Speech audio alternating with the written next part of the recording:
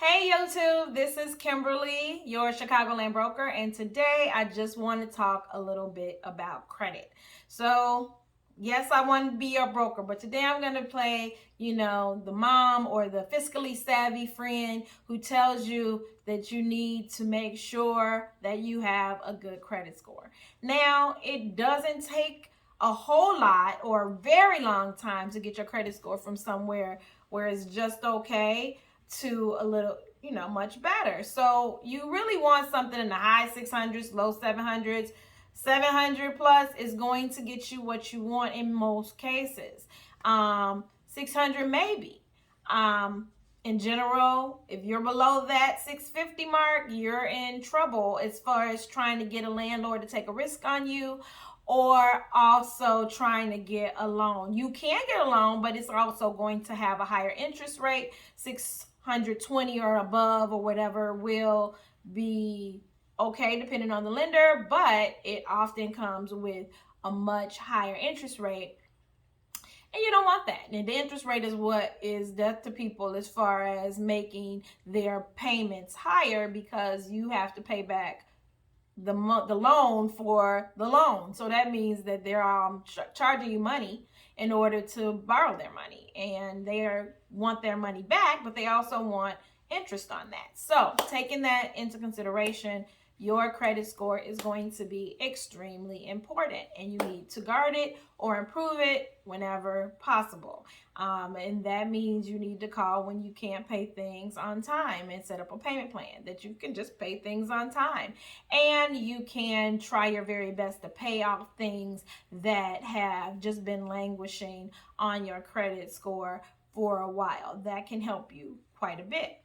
In Chicagoland, there is a dearth of affordable housing. That means that things are extremely expensive, no matter where you're planning to go. I mean, $800, $900, $1,000 rent is considered the low end of rent.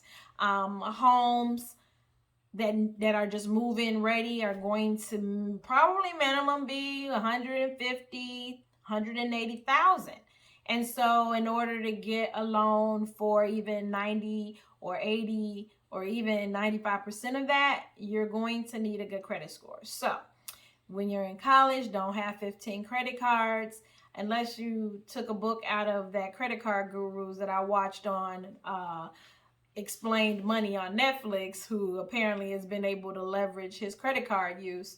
I don't suggest that to everybody because most people aren't going to pay close enough attention.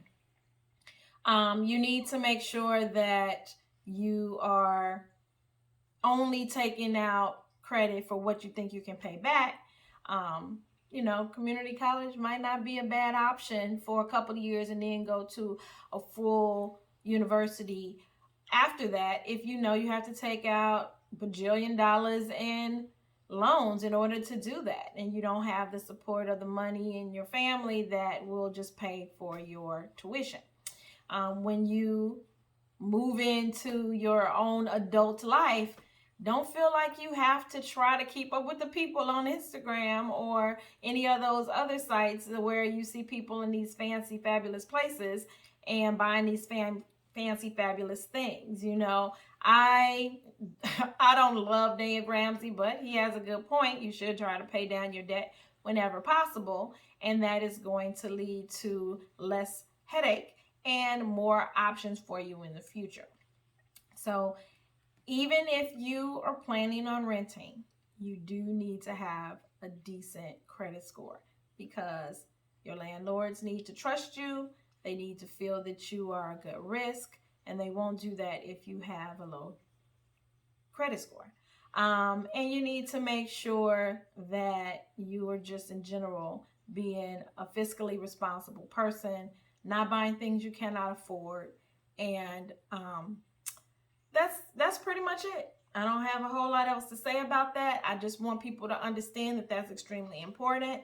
Everyone doesn't have a mentor or someone to tell them about these things. Fortunately for me, my grandmother was that person. She was very, very much a fiscally responsible person, and she kind of passed that down, at least to you know, for me, it's been very important and useful. She's loaned me money, or she was a co-signer on my very first car, and she always mentioned that she appreciated that I never gave her any grief as far as that was concerned, and that I actually paid my car on time, and nothing ever happened as far as her being a co-signer where she had to deal with me not paying my bills, because that was just something that I knew she expected. So if you don't have that person telling you that, then I'll be that person. And please let me know if I can help you in any way as far as renting, buying, selling, because obviously I'm here for you, and I hope all your dreams come true. All right, you all have a fantastic day, a wonderful weekend. Enjoy the beautiful Chicago area weather this weekend, and I will see you next time. Bye.